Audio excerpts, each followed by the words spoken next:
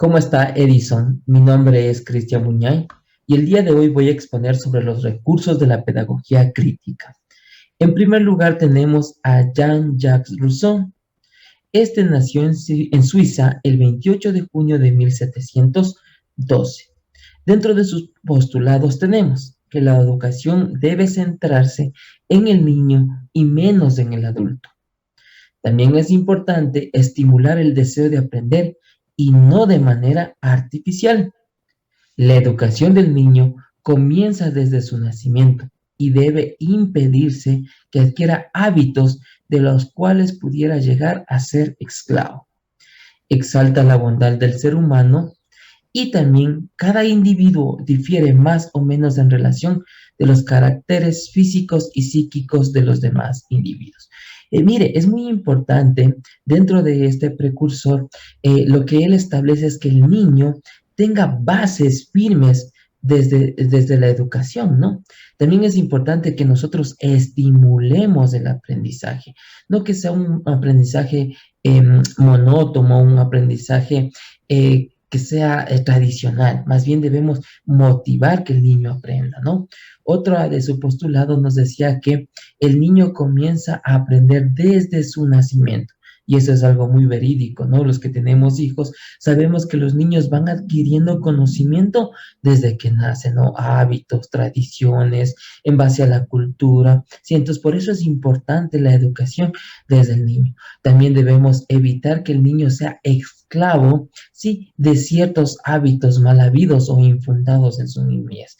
También dice que debe exaltar la bondad del ser humano, ¿no? Es decir, que predomine la bondad del niño. También tenemos a Johann Heinrich Pestalozzi.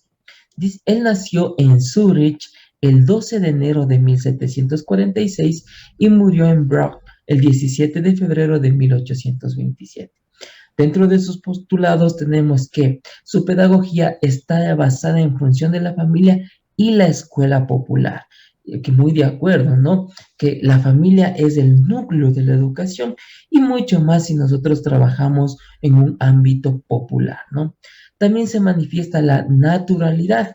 Es necesario que los niños cuenten con la libertad suficiente para actuar y pensar a su modo en contacto con el ambiente y la naturaleza que los rodea. Mire, o sea, es decir, que el niño debe educarse en su naturalidad, ¿no? Con todo el contexto que lo rodea, con todo el pensamiento libre que él debe tener y promulga también la importancia del juego en el proceso pedagógico. Esta es una realidad muy acertada, ¿no? Cuando el niño juega, ¿sí? Y ese juego tiene un propósito, el niño va adquiriendo conocimiento, ¿no? Un conocimiento pedagógico. También dice que la parte del aprendizaje es la cabeza, manos y corazón, ¿sí? Más o menos aquí también entrarían los cinco sentidos, ¿no? Nosotros podemos aprender por nuestra cabeza, por nuestras manos y por nuestro corazón. También, bueno, ahí incluiríamos, de mi parte, yo incluiría el gusto, ¿sí? Una forma también que nosotros podemos aprender. Continuamos con Friedrich Froebel. Él nació el 21 de abril de 1782 y murió el 21 de junio de 1852. Dentro de sus postulados, él considera que la educación debía tener más momentos de juego, de disciplina, trabajo y libertad. El juego es una actividad espontánea con la que el niño expresa su personalidad. Mire como Pestasoli, él tiene un mismo pensamiento, ¿no? Que el juego es la clave para que el niño aprenda, ¿no? En libertad, en trabajo, en disciplina, pero el juego es el núcleo para el aprendizaje del niño. Se requiere crear materiales didácticos para desarrollar la creatividad y la manipulación. Dentro de esto es muy certera la acotación que hace Froebel. Por ejemplo, yo estoy muy de acuerdo que nosotros como maestros debemos siempre crear un material didáctico, porque el niño así aprende o así también genera creatividad y manipulación. Por ejemplo, yo tengo aquí un ejemplo. Mi niña, no sé si se puede observar, mi niña hace mucho tiempo no podía aprender la tabla del 6. Sí, y justamente yo, a partir de de la maestría, he cambiado mi visión de educación. Entonces, yo vi que ella no podía aprender la tabla del 6, ¿no? Y por ahí viene un video en YouTube, me daba unos círculos donde yo le ponía como un reloj, ¿sí? Y ella iba poniendo en la parte de acá arriba, ponía ponía el número, sí ponía el número, por ejemplo, 6 por uno y le daba la respuesta, ¿no? 6 por ejemplo, o 6 por cero, 0, 6 por uno, 6 y le daba la respuesta. Entonces yo vi que mi niña tenía mucha dificultad en aprender las tablas, ¿no? Entonces yo comencé a hacerle este material didáctico en casa, con cartón, con un poquito de Fomix y la tinta, ¿no? Comenzamos a hacer. Y de repente ella le cogió el gusto a las tablas y se pasó una semana estudiando las tablas y pudo desarrollar ese hábito de estudio de las tablas. Yo estoy muy de acuerdo con Froebel y Pestalozzi en que el niño con la manipulación de materiales didácticos y el juego aprende, ¿no? Mientras que si somos monótonos, le damos una tabla en una hoja para que él aprenda, el niño se vuelve repetitivo y se cansa. También debe favorecer la libre expresión del alumno, ¿sí? Es muy importante nosotros como maestros que tomemos en cuenta esto, la expresión del alumno, ¿no? A veces dentro de las aulas somos muy rígidos, somos muy complejos, somos muy cuadrados, llamémoslo así, y no tomamos la expresión que tiene el alumno frente al conocimiento o frente al aprendizaje. John Dewey, también tenemos que él nació en Burlington, Vermont, el 20 de octubre de 1859 y falleció en Nueva York el 1 de junio de 1952. Fue un filósofo y pedagogo y psicológico, ¿no? Él tenía dentro de sus pedagogías todo lo que sucediera en la escuela debía servir para mejorar la calidad de vida de los individuos. Muy de acuerdo también con John. En este caso, por ejemplo, yo trabajo en un colegio técnico donde este colegio es agropecuario, ¿no? Y mire que a mí este colegio técnico me ha enseñado mucho. ¿Por qué? Porque los estudiantes aprenden cosas que les puede servir para su futuro, que les puede servir para generar incluso dinero dentro del bachillerato técnico, ¿no? Y esto es muy importante. La escuela siempre debe estar enfocada a enseñar cosas que a los individuos les sirva dentro de sus vidas. Dice que también la escuela debe ser capaz de conservar la esencia de la vida en la comunidad. Otra situación que yo estoy muy de acuerdo, ¿no? Las escuelas debemos siempre conservar o rescatar esas tradiciones, por ejemplo, culturales, gastronómicas, de los lugares donde nosotros estamos trabajando, ¿no? Nosotros como escuela tenemos ese compromiso que ese tipo de cultura, de gastronomía, de vestimenta, no se pierda, y eso es importante. Cuando el niño llega al aula, es intensamente activo y el fin de la educación consiste en orientarlo. Muy de acuerdo, sí. A veces los maestros nos encargamos de matar la creatividad del niño. Y mire que estos postulados a nosotros como maestrantes nos ayudan a fortalecer ahora la educación desde las bases, ¿no? El niño debe ser activo y más bien debe ser orientado en la educación. Más bien no debe ser retraído o limitado para su educación. Y finalmente hablamos del Celestine Freinet.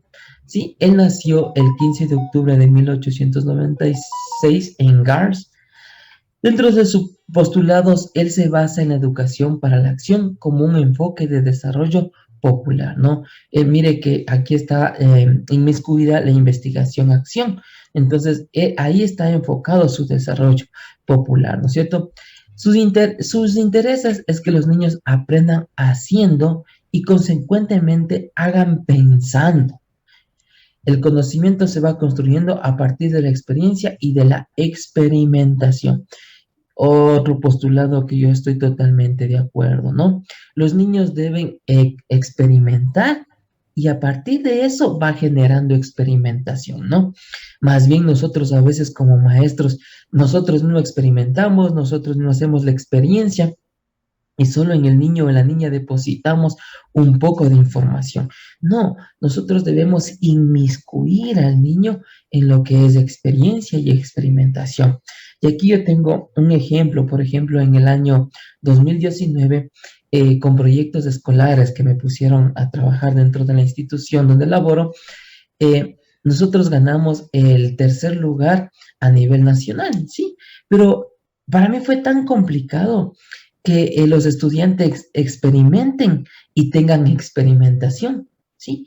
¿Por qué? Porque yo veía unos señores, señoritas muy desmotivados, muy pasivos, muy tranquilos. A veces también yo solo me limitaba a llenar el pizarrón con información o yo realizaba en este caso los circuitos eléctricos que hicimos dentro como juegos para los niños o niñas de la institución.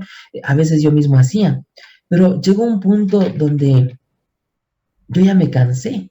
Y entonces yo me di cuenta que con mis alumnos yo no estaba trabajando mancomunadamente, no estaba teniendo esta partecita de la experiencia y la experimentación. Entonces tuve que dejar fluir la clase y decirles a los estudiantes que traigan sus propios motores, sus propios circuitos, sus propias baterías, y yo simplemente les daba guías, ¿no? De cómo conectar, de cómo calcular la fórmula de la ley de Ohm para que ellos puedan realizar su experimentación. Y los estudiantes comenzaron a fluir, comenzaron a hacer cosas que yo jamás me imaginé que ellos podían hacer. Y todos esos experimentos a la final nos llevó a concursar en proyectos escolares a nivel zonal, a nivel nacional, pero fue una experiencia muy bonita, que estoy muy de acuerdo con Celestine Freinet, donde el estudiante debe tener una experiencia y la experimentación. También dice que debe darse una educación en libertad, respeto y disciplina, ¿no? Yo creo que esto es muy, muy claro cuando nosotros ingresamos a una aula y desde el inicio nosotros podemos poner reglas y los estudiantes también nos ponen reglas a nosotros como maestros, ¿no? Basados en libertad, respeto y disciplina, ¿no? No autoritarios, más bien fomentando la amistad, fomentando que sea la charla dentro del docente y el estudiante y de esa manera vamos a ganar mucho más en educación. Y también rechaza la educación masiva, ¿no? Es verdad que la educación masiva, por ejemplo, por medios de comunicación, no es tan buena, es perjudicial, ¿no? Porque simplemente nos meten ideas, sí, que a veces nosotros ni las investigamos y no nos dejan crear un pensamiento crítico. Agradezco por haberme dejado participar en esta exposición con cada uno de estos precursores y espero poder seguir aprendiendo más. Un gusto y que pase bien. Gracias.